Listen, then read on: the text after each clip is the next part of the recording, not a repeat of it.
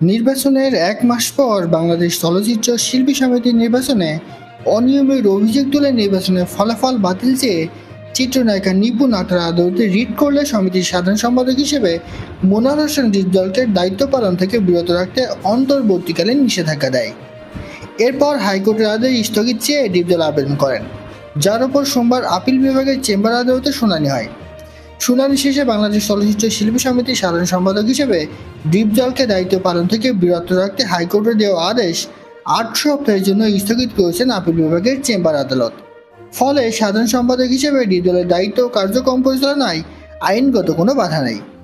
ডিপজলের ভাষ্যে এই আদেশ সত্যের জয় পেয়েছে, যেটা সত্য সেটা অবশ্যই সত্য থাকবে। আমি তো ফেল করার লোক না যে ফেল করেছি, এটা তো পাস।